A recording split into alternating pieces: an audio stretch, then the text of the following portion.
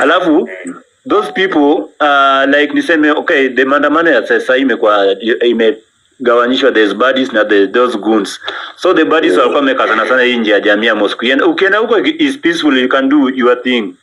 But then ukikamuku kuna that threat ya kuibiwa. That's what I was fearing because nilikuwa na lot of things, na huyo jamaa mwenye tulikuwa na yeye alikuwa na kamera ya TV47. So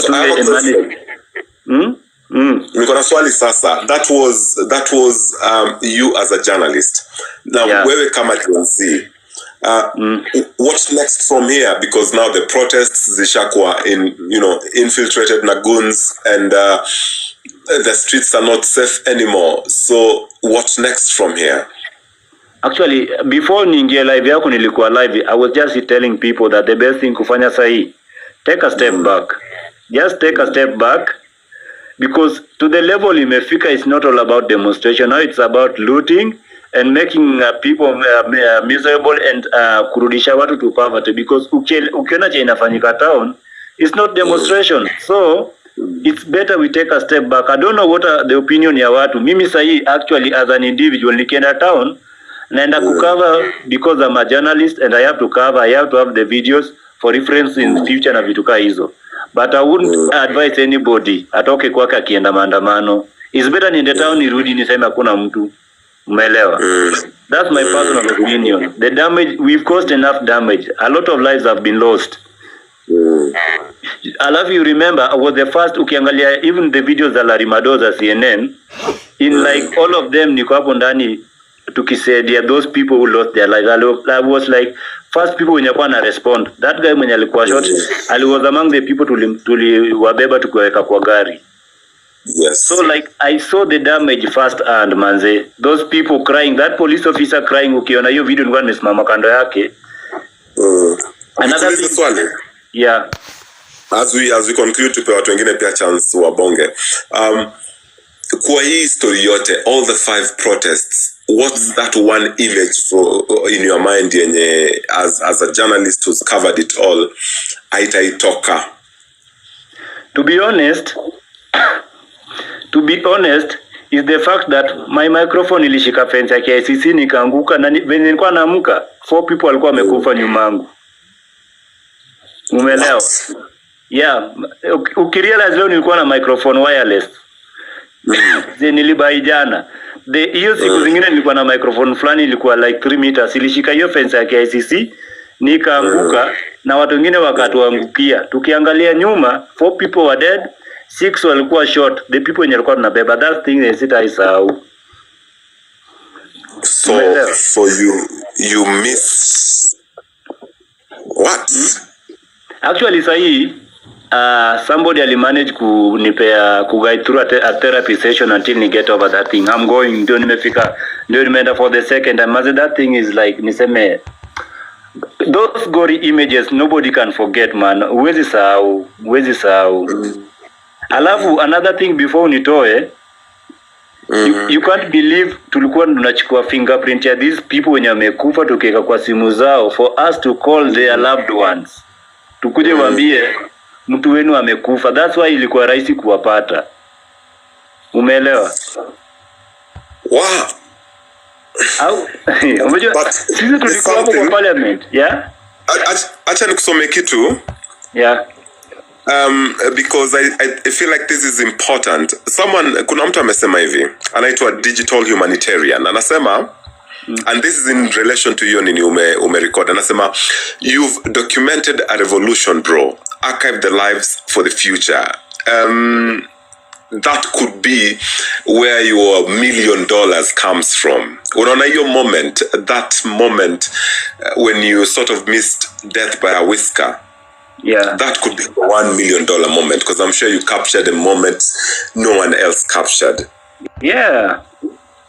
And I think it just also shows the kind of risks journalists and content creators go, as in could get the perfect picture, could get, the untold story. And I salute you for that, man. As a content creator and a journalist mwenye, you know, unaamka asubuhi hakuna media zimekutuma unajitafutia story. I think you need some serious recognition. Personally, hats off. Thank you, man. Asante, bro. So allow me to actually pay another person a chance so that because I gave you that much time because I knew you were on the ground. You've been on the ground and you have quite a beautiful story to tell. And thanks for sharing that story with us. I appreciate. Asante sana. Mukami, we haven't had a lady on the platform, so Mukami. Yes. Welcome. Tunarudi kwa ile ni ya 3 minutes, the 3-minute rule. I think umelewa nilipea Ademba that much time, but yes. 3 minutes, please. Yes. So, mimi nilikuwa nataka tu kusema kwa sababu hii maandamano sasa hata si maandamano mzuri tena na Prezoni kama pia ametii.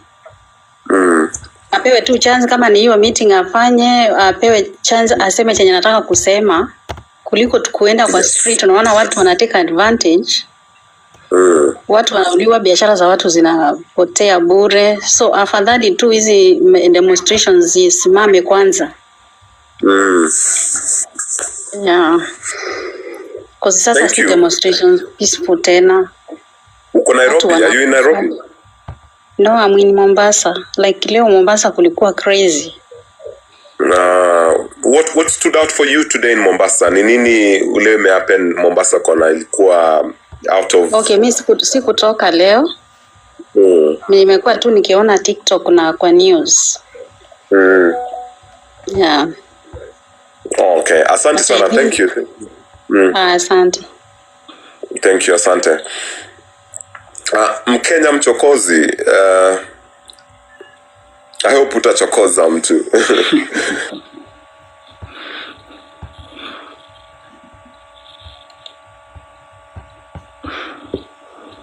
Good evening. Good evening. Kwanza nikwambie pole sana. I saw your video.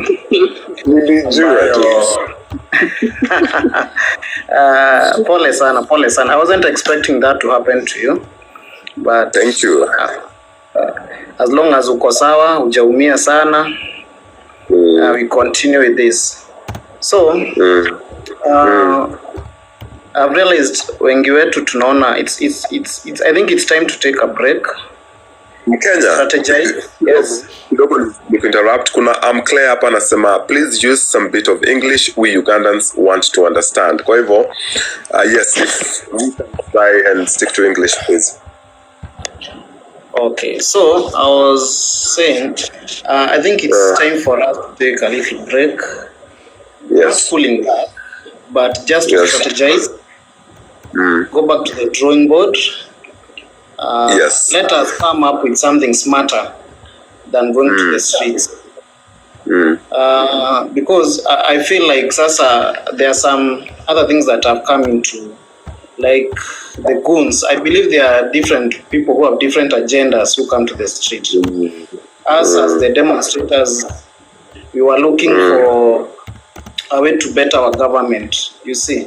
But not everybody who is coming to the street is coming to demonstrate.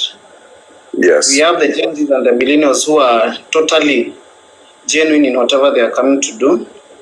We have the looters, people who just come, like the people who have come with sacks and bags. Of course, they were coming to take something from the street, like shops.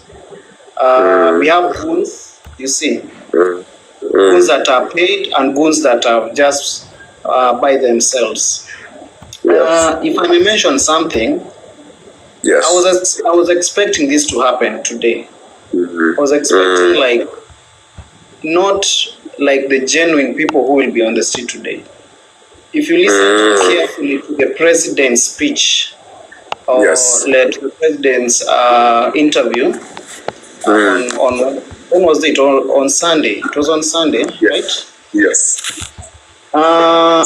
He mentioned about people who are goons, criminals in the streets.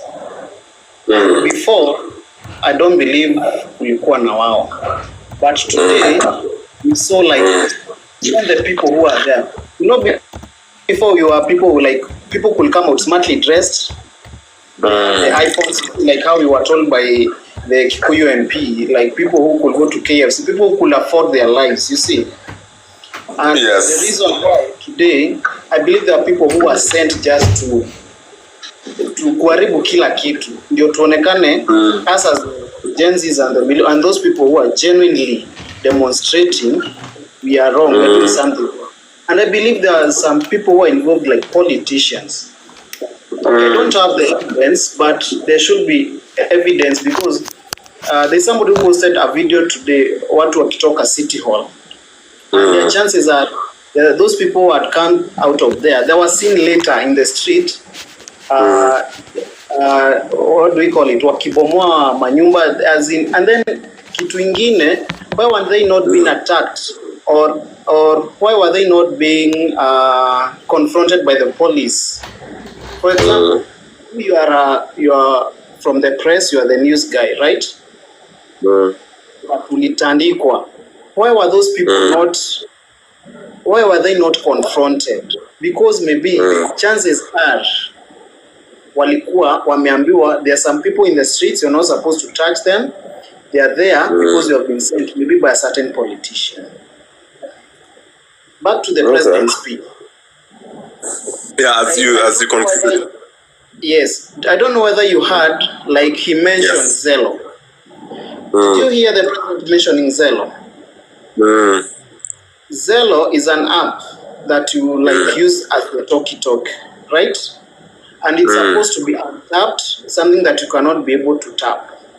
But he mentioned, like, they could hear demonstrators talking from this side to the other side, as in they could be able to understand what we people who are using Zello when it's tunaambiana. Are you getting it? So that is something, as much as we are trying to demonstrate, I think it's time to step back kidogo, because as wameanza involve politicians, they have started involving the church leaders, involve other people, and if we go this way, these demonstrations will now tutaanza kupigana kwa Kenya, kwa Wakenya. Thank you, asante sana. Yes. Thank you so much, Mkenya Halisi. Ian Stanley, and then Kim, and then Digital, and then the and then Mamaki, and then the 6th president. We need more ladies up here. So that we have gender balance. So ladies, please send in those requests. Kuna wanaume wengi sana huku juu. Yes. Ian.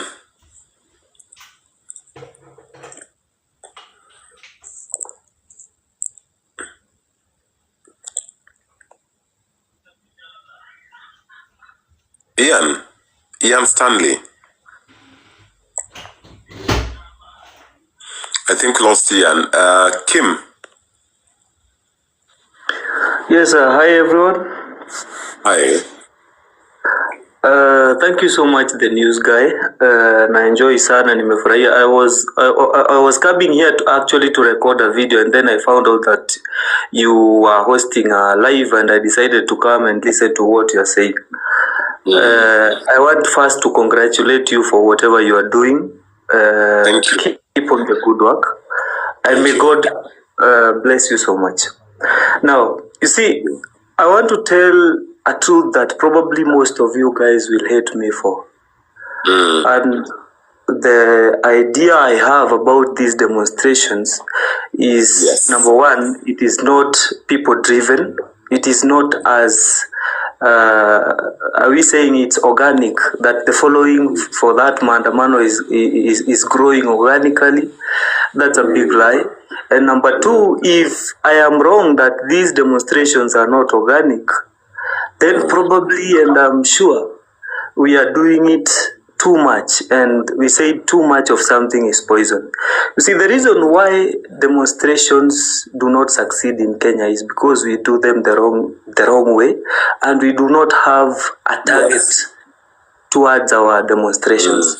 I can tell you the only genuine demonstrators that we have in our country today, including the previous ones and the ones that we had today, the only genuine one was reject the finance bill. Now, me and you, the news guide, everyone who is here understand, and we know very well that today's maandamano was not about reject finance bill. It was not about the Gen Zs. It was not about governance. It was not about Ruto. It was about something else that you and me do not understand. And as long as we will continue with this maandamano, we will even lose whatever we were fighting for when we were going for a reject finance bill. Because, news guy, I have been around for some moments, and I have done content such as what you are doing, because I started my account by explaining things that happened in our country. My name was Kim Explains. Today I'm Kim. I removed that explains because probably I saw that my message is not going the way I intended it to go. Now, I'm trying to say that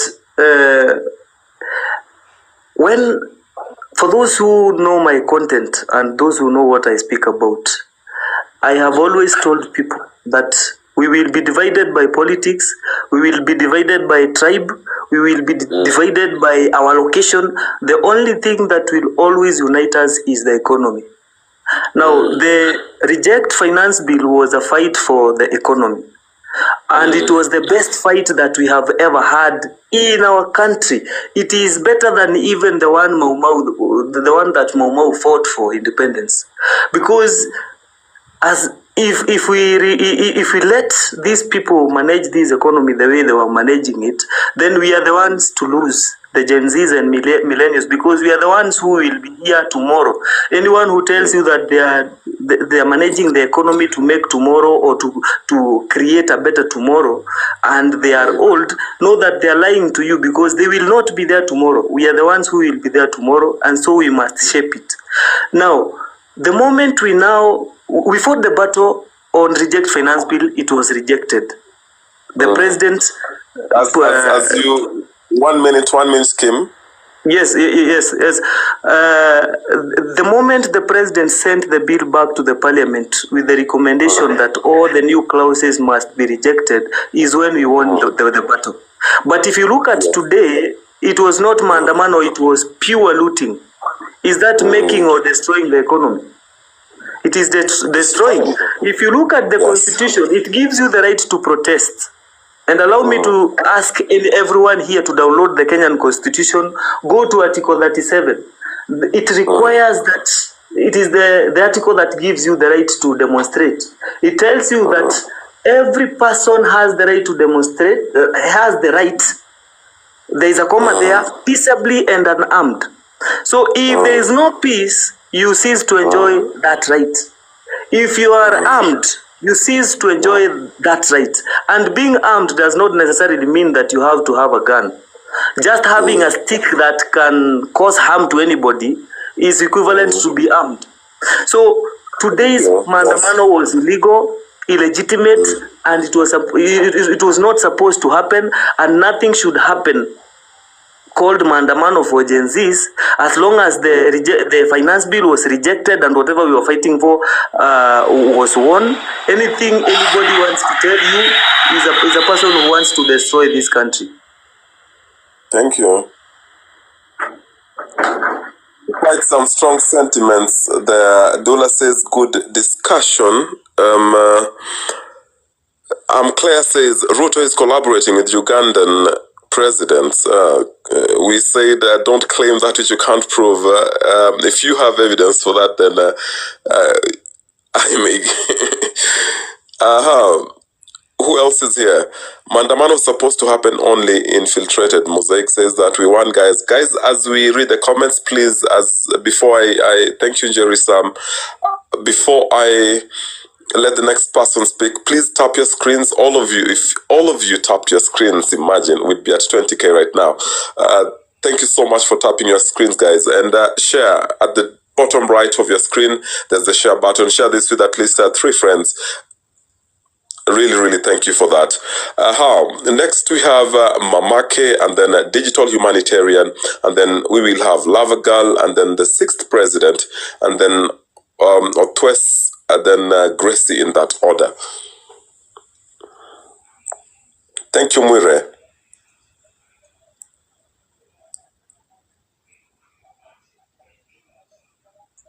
Mamake.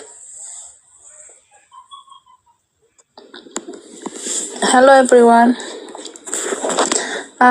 For me, I would like to tell, I think that it's high time that people should just they should just listen to what the president has said, that people should negotiate. They should just take that opportunity, because there is a limit to everything. They say a good dancer knows when to leave the dance floor. So I think now people should just give it they should just give him a second chance, an opportunity. They listen to him, because if they continue pushing, they may end up even losing this chance that they have been given. It's better that they take this chance and they were able to decrease the chances of losing more lives. Because definitely now, even as we are seeing, it's getting violent. People are getting killed, and the message had already gone by. The president is coming around. I think they should just take the opportunity and leave the streets, to avoid losing more lives. That's all I can. I will say. Yeah. Thank you. Thank you so much, Margaret. Humanitarian. What's up, for me, I really want to first of all speak as a father.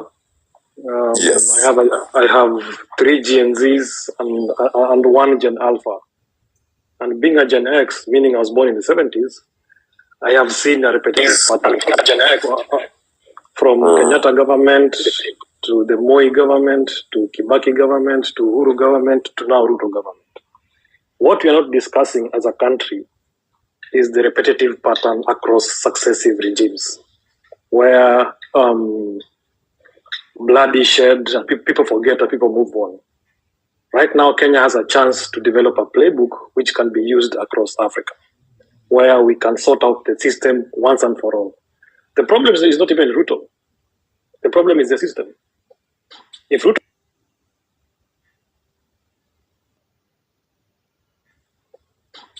When you say that reject the finance bill, people should have sat down and unpacked that finance bill based on how the government does its expenditure. From healthcare, can we unpack the healthcare? How much money is being wasted at NHIF? How much money is being wasted at county level, at national level? What repetitive patterns are we seeing? What did we learn from COVID? And for me, I retired as the digital humanitarian. I got sick and tired of seeing deaths every day. I got sick and tired of seeing the same things during Westgate, during during COVID. As a country, do we learn? How many more lives should we shed? How many more lives are we going to see the police in full gear, in full riot gear, yet we don't have ambulances? For how long are we going to see policemen, with no houses, yet they are fully kitted to actually address riots? For how long are we going to see doctors going on strike, yet we are quiet? We are not talking to each other. So for me, Gen Z, Gen X, Gen Bloomer grandfathers need to have one conversation. Because I heard someone talking about the Mau Mau. Let's not speak of the Mau Mau because we were not there. Let the Mau Mau speak. Because Mau Mau have grandchildren here right now. They have their families. And by the way, the news guy, I can get you Ndura Warwinge. General Warwinge was the founder of Mau Mau, and I spoke to him the other day. And he was like, the same thing that happened to the first Mau Mau founders were all killed. Their families were all killed. So for us to move forward, we have to go back and find out, where did this start? Where did the rain start beating us? from Kenyatta time. Uhuru Kenyatta is still alive. Can he tell us what happened? Raila Odinga is still alive. Can Raila talk about the detention? How Moi actually clamped his balls or something, you know? So for me, what I'm worried about is repetitive patterns which we're not discussing. As a country, so much is, we have budgets for disaster preparedness. We have budgets for hospital, pre-hospital care. But is anybody following that? Are we holding our governors accountable? Are we holding our CSS, these politicians, both in Azimio and both in Kenya Kwanza, are we holding them accountable? So for me... 1 minute, digital humanitarian.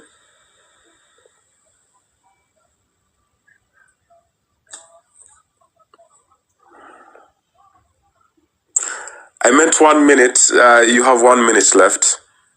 Oh, sorry. I didn't know there was time, so yes. I thought maybe you had a call. So for me, as someone who has seen disasters before, I was at Westgate, yes. I was at Dusit, I was at COVID. I just got sick and tired of seeing the same patterns nobody talks about. So I just got tired. As in, as a country, how many more lives will we lose for us to speak with one voice? What Gen Zs have done is bring us together to one table to discuss. And for me, we have to first of all have a consensus, and we don't need to meet the president. The president is the one who needs to find time and actually address the issues which are being raised. Because one more life, man, for me, if you've not seen death up close, I don't think we understand how angry we can get. I don't think Kenya is angry enough. I don't think we're angry enough. Yeah, thanks. Wow, that was passionate, insightful, from someone who's been in the front line as a healthcare worker. Really deep stuff to think about as a country and to reflect on as citizens. Shiro. Hello. Hello. Let me just say this, because I feel like we should be, as content creators and as everybody who has a voice, who has been posting, who has been making noise online. Right now we've gotten a stumble. We have stumbled behind. So now, whatever has happened, the way the president was talking about, he was talking about, oh, these are criminals, the people who are on the street, they're not Gen Zs, they're goons. Whatever has happened today, it looks like we have proven him right. So whatever we should be doing, we should be pressing for this X space that he promised to come. That is what we should be doing. And we should be strategizing on whatever we're going to talk about on that X space. And we should be pushing. We should move forward. It's not going back. We should now focus on whatever wins that we had gotten. Those are the wins that we had gotten before we lose those wins, because those were wins. So before we lose those wins, we need to pour cement on them. We need to make sure those wins are solid. We need to make sure that whatever we had, that space that is coming in, we need to have pointers. We need to know, what do we want from this president when he comes to this X space. We need to push, we need to post online, we need to do more TikTok videos, because this noise, it all started on social media. We need to go back on social media as Gen Zs, and we need to start asking ourselves, when this president, because this president had already promised to come. Yes, I understand that people are dying. This president had already promised to come on that platform. And if we do not do this, we're going to lose all the wins that we had gotten, because we had gotten a win. Let us admit that we had gotten a win. And whatever is happening now should not even be happening, whatever is happening right now. So we need to move forward, and we need to focus on just strategizing on the conversation that we are going to have, and making sure that whatever we are going to ask him on Thursday or Friday, we are not going to have an answered question that day, and we will walk away with something solid to show for our struggles. So I have a question, Shiro. Just in 1 minute, you said we need to strategize on what to ask. If you were to be given a platform to ask the president 3 questions, what would be those 3 top questions for you? Number one, me, I usually teach people to come abroad. But the whole point of this president has been talking, his whole thing about employment has been let people go abroad. But he does not have policies put in place that are protecting people when they go to these abroads. All these countries that people are going to, we have Canada, we have wherever people are going to, these countries that people are going to, they're not getting permits, they're not getting good salaries. People are going to sleep outside. The agents that we have in Kenya, they don't have a solid way of getting those payments, of making sure that people get those jobs. This all traveling and this going abroad has become a way for just people to steal from Kenyans. That is number one. We need better policies. If at all this abroad is where we are going to get, then we need better policies for these countries where we are going. He needs to make sure that he has solid relationships between him and the countries where Kenyans are going to look for work. In all those embassies. Number two, we need for these MPs. We need for these MPs to get less salaries. We need politics to not be a financial. It's too financial right now, and we need them to be getting less. The way Akina UK, the way these people are making less money, that is what we need in Kenya. We don't need all these people. They are making more money. That way they can shit on us and they can do whatever they want just because they are making more money and we don't have anything and they know that we are poor. That is what we need. Okay. That thing. That thing the last we need. one, yes, just mention the third thing. The 1 minute is done. The last thing that we need. What was the last? You made me forget the last thing. It's okay. Fine. No problem. Thank you so much. Thank you so much. Thank you. Bye. The sixth president. Keep tapping, guys. Keep sharing the live. Keep tapping. Thank you for the gifts. Really appreciate them. Keep tapping. Keep sharing the live. Any support, anything, any support, the number is there. It's pinned. Yes, and keep inviting more people to join us. This is quite a great conversation you're having. The sixth president.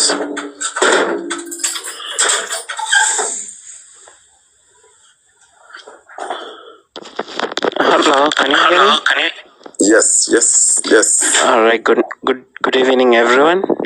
I'm Michael. I've been to the first, second, and the third protest in Nairobi. Yes. But I can tell you for sure, without doubts, that those people back in the days, or back in the few days that I was there, they were real protesters. But right now, it has turned out to be something else. I would suggest we take a pause, because these goons, we don't know whether they are being paid. It's being told on the social media, or are they the real goons? I find it that it's turning out to be like war between the people. Yes. And the real goal was to reject the finance bill, and after that something came up. And actually, let me just say that today I found that I didn't come to the protest today, but I saw some guys burning a shoe shine booth. Oh. I was worried because that guy, or rather the owner of that booth, is a hustler. Now you're making someone lose a place that he or she usually report for work. So these protests, I'm suggesting that it should just take a pause. Again, the other thing I saw on a clip on Mombasa, a guy shooting protesters who are coming near where his shop was. Now I realized, oh no, this is turning something serious than we thought it could be. So I guess it's high time we take a pause until further notice. Thank you, the sixth president. Lava girl. Asante sana. Mimi ningetaka kuomba Wakenya wenzangu, the demonstration has turned to a different angle, so we just have to we just have to stop to protest for now. We cannot be losing more lives, and obviously nobody is accountable for that. We know how rotten is. So mimi ningetaka kusema when the nation is ready to sacrifice their kids, we have failed. We have failed as a nation. So mimi ningetaka kusema hii revolution ni spiritual war. We just have to be out of the game, because obviously the government they're against us. Na hiyo dialogue yenye naongelelea, honestly I don't have hope in it, and I'm not expecting anything to come from it, because tumedanganywa sana, atafanya na atatenda na amefanya blah blah blah. We should just be smart, because right now kuna mtu amesema now the world is moved with technology. Back in the days wazazi wetu ndio walikuwa wanaenda huko barabarani, lakini sasa hivi nadhani there's many ways to get our voices be heard, because sasa hivi maandamano it's been hijacked by the goons that's been hired by the Ruto. So we just have to be smart and just use our different ways to save lives. Thank you. That have sacrificed their life for us.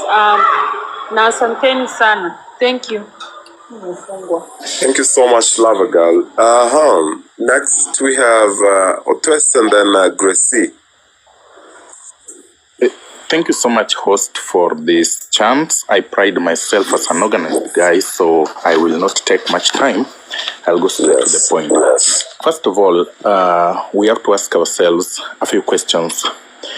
We are saying there are goons that were in the demonstrations. Where did the goons come from?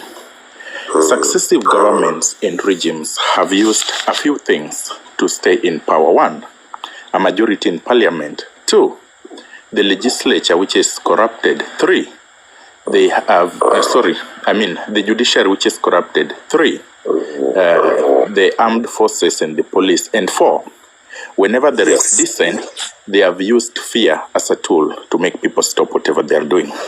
So here we are. They tried to use the military last time, and that did not work because people still demonstrated and they were largely peaceful.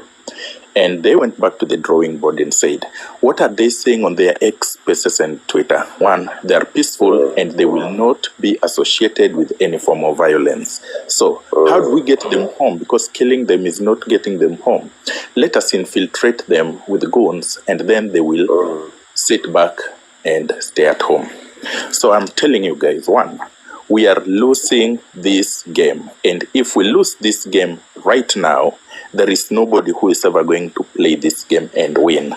Because party affiliations have failed, tribal affiliations have failed. We stepped up this time, tribeless, partyless, leaderless, just Kenyans carrying bottles of water and flags. If we go back home right now and say that we have stopped, we have lost. Why am I saying we have lost? Even this space, X space that we are talking about Ruto coming to, this X space, we only had an advantage when we were at the front foot. Right now, they are already seeing that we are divided and our barracks is scattered. You think Ruto is stupid? No, he's not.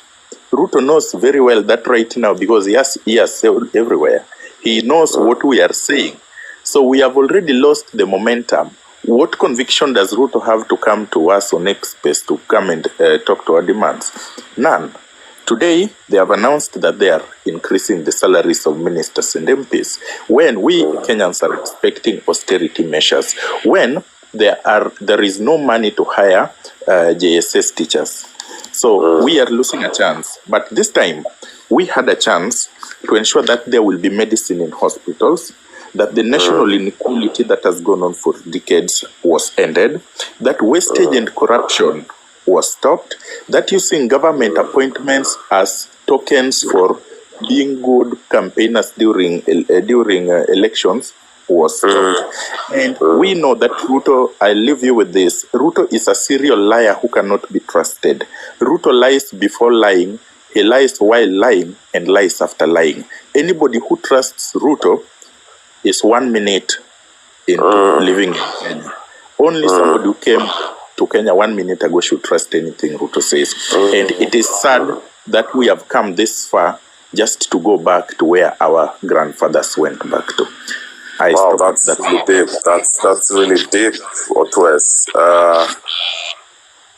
Oh, sorry. Some forwards there. I'm seeing a tribal undertone in the comments, guys. I wanted to tell you that today we protested in Kisumu and we had a negotiated agreement with the police, and they allowed us to march to some distance close to the state lodge, but we didn't reach the state lodge, and nobody was shot dead near there. We reached around 100 meters to the state lodge, and the police said, just march up to this point. We will not tear gas you, we will not shoot you, just march, but don't pass this particular point.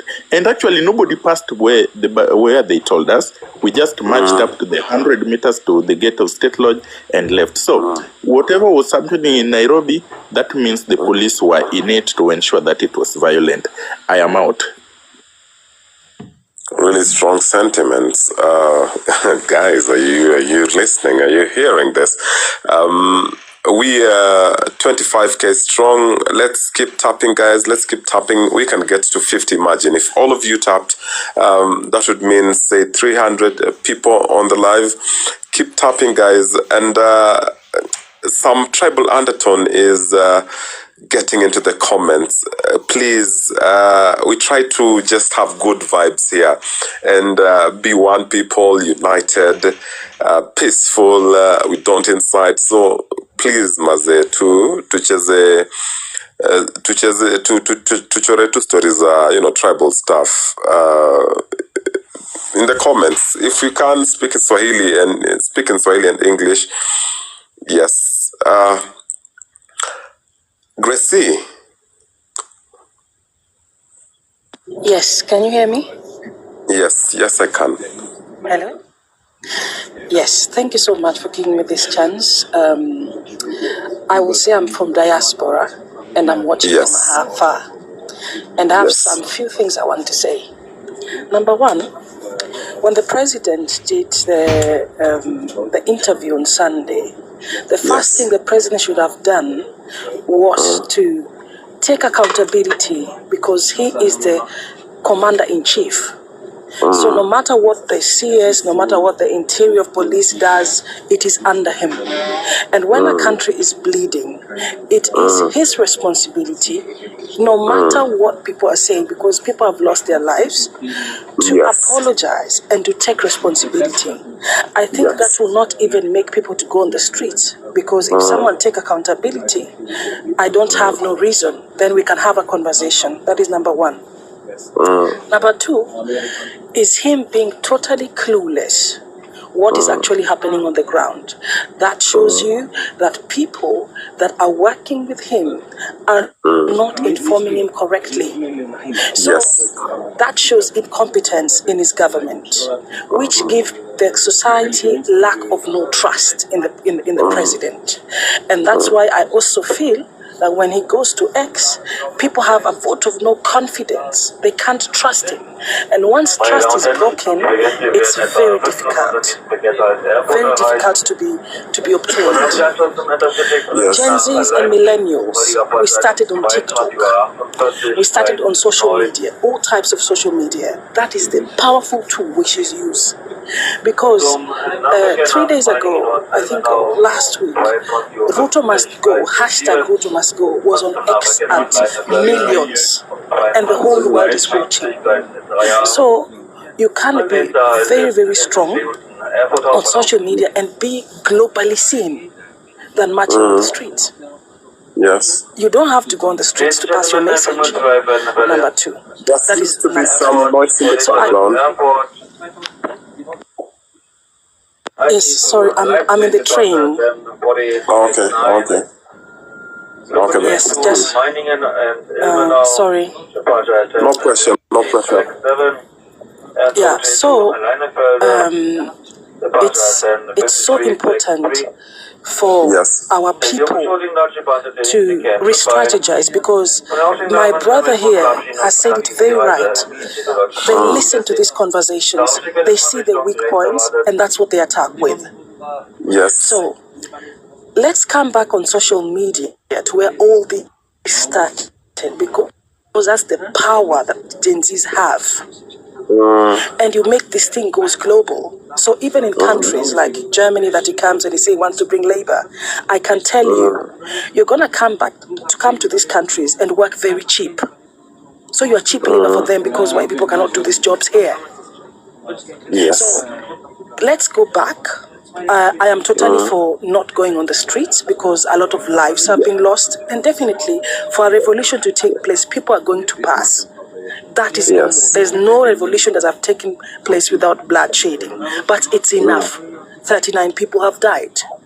So let's go back to the drawing board. Let's use the tool of social media. That's what made this thing known. Yes, and if the president wants to come, personally, I find he has to take accountability on his government.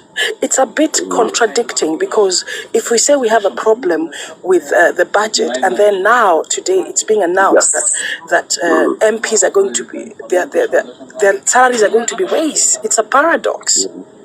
Yes, it is. And not last month he was in America with so much money, with his own flying jet. It just doesn't make sense.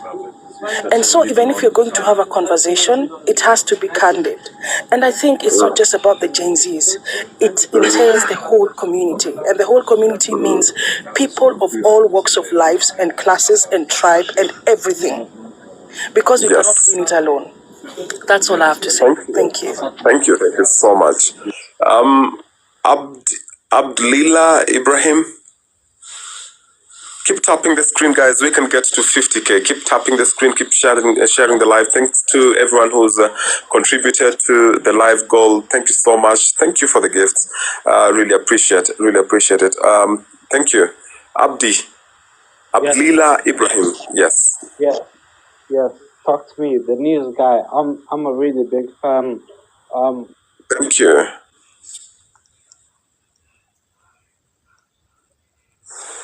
This by saying, really, whatever you're doing is really inspiring. Like, I'm really inspired by like the authentic news you give out, and man, I would just say, just keep pushing. And thank you. I wish you all the best.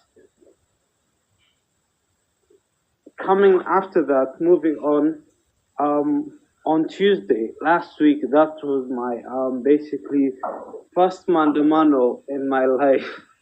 Literally, I've never smelled tear gas. I didn't even know how it felt.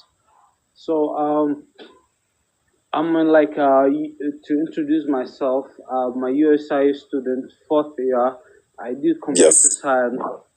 I was really moved by this movement, because I had a lot of stuff to figure out in my life. I was hustling. I do web development. I was working on some things online, and I've been struggling a bit. I could really resonate with the whole message, and I went to the streets, and literally it was like last Tuesday. I think it was the most authentic version of this apart from this hijacking thing. Picking up from what Gracie said. Yes. Say, there's 39 lives lost. So my opinion is if we retreat, it would mean like they could like do another 39. Another 39, you know, it would be like let's go back to the social media and from where it all started. For a revolution to happen, that physical aspect is for me the way I feel is it's a must. Because all these life lost, you know, like losing a life is something, you know, I would say it's something very serious. And these guys have their feet under, and we can like literally just forget about it, and like we'd be like, okay, let's go back to TikTok or go back to Twitter, and you know, go about writing. You know, one life lost. But now it's serious. That's what makes it serious. Thank you. Yeah. That's okay. That's my whole point. Thank you. Thank you for giving those insights. All right. Thank you. Let's engage then Mr. Ojwang. News guy, first and foremost, thank you very much for allowing me to be a part of this amazing conversation. I have been following closely from where I am. I'm outside the country, and I can say my heart is with the people of Kenya. My heart is with the young people, the older people, everyone who has stepped out of their house. Thank you very much.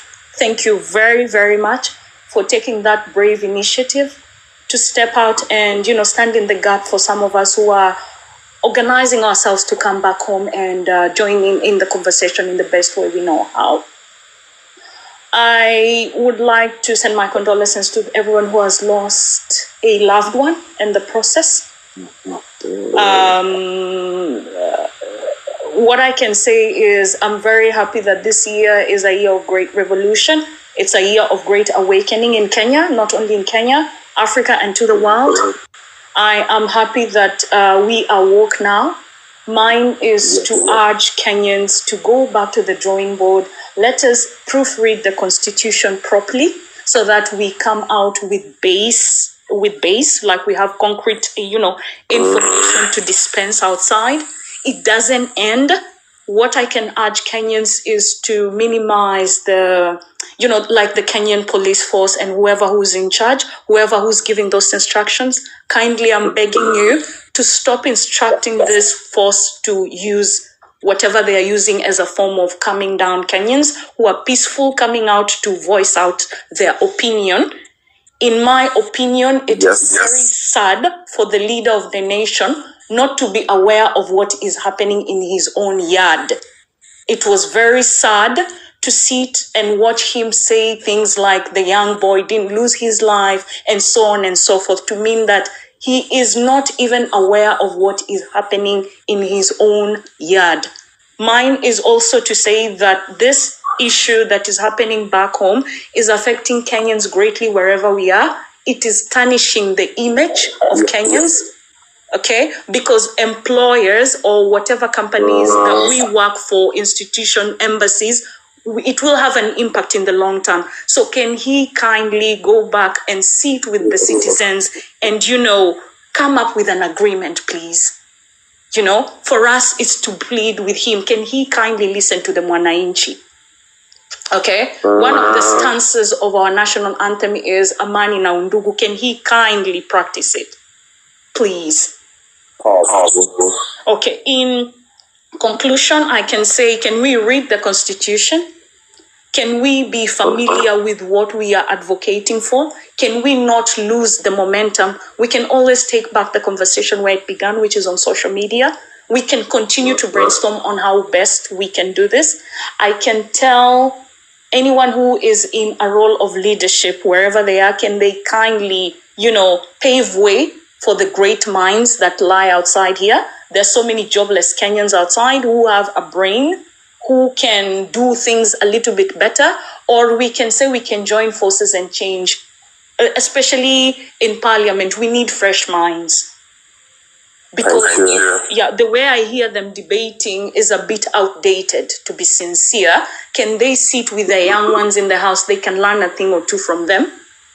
And lastly, I can say, news guy, don't stop what you're doing. You're doing good. You're doing good for yourself. You're doing good for Kenya by allowing us a platform to come and air what we think is right. All I can say is I follow you closely. That's how I get to know what's happening back home. Thank you very much. Thank you very much for what you're doing. Never tire. Don't you stop. Yeah. Thank you very much. Appreciate it. Thank you. Thank you. That was fun. And quite some insight. That's why I love having these conversations, because they make you see things in different ways. And that's someone who's not in the country, and she says that something wrong is happening to our image internationally, because listen to this. I've been for quite some time. If there's anyone out there been watching CNN, there's something ability and that's close to anarchy that seems to the description of Kenya right now, especially in international. I don't know, guys, direction. And I want you to take note of the words that have been used in the recent past. The Interior CS, Mithika Linturi, issued a statement, and he talked about anarchy and something not taking place in Kenya at whatever cost. I want you to underline at whatever cost.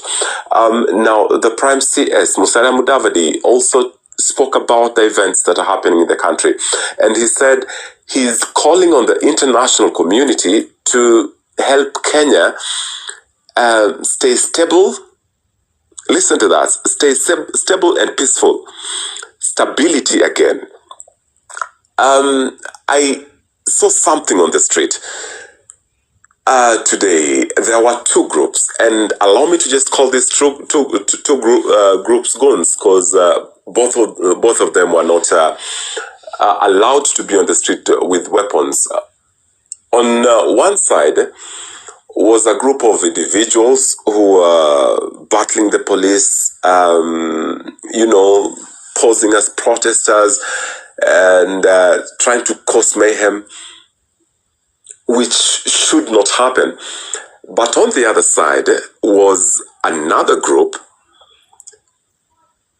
that had rungus, some had even metal bars, ostensibly guarding their shops.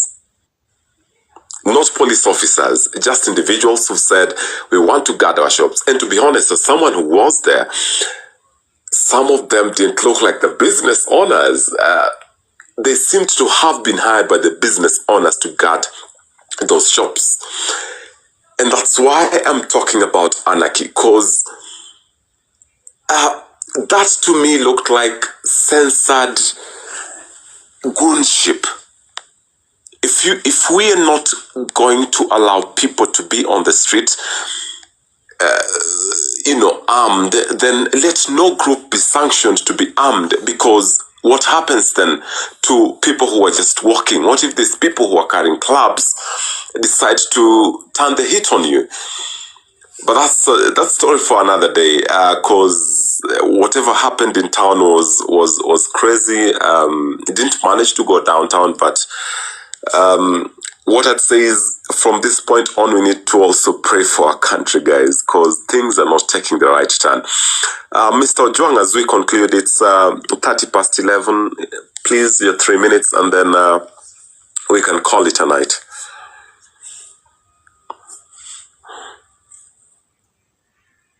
Asante sana kwa kunipatia fursa hii ya kuongea. Kwa majina naitwa Samson Otieno Ojwang, ninatoka Nakuru. Na mimi ndasema hivi, mtandao umetusaidia sana sisi kama Gen Zs. Na imeweka kabisa. Sasa naomba tuendelee kujaribu kubadilisha hii nchi yetu tukitumia mtandao. Kwanza hii maneno ya mshahara ambayo imeongezwa tunafaa bado reject kabisa kupitia mtandao. Demos pia imetusaidia demonstration, lakini kwa sasa venye imefika wameanza kuleta goons ndani yetu, na ndiposa tuonekane sisi kama Gen Zs sisi ni watu ambao tunapenda fujo, but in real sense hatupendi fujo. So Kenya ningependa kuomba vijana wote wa Kenya kwa sasa tuchukue kura, and that is the most effective weapon that we have in our hands. Coming 2027 tunafaa tubadilishe parliament kabisa kabisa kabisa, to vote out our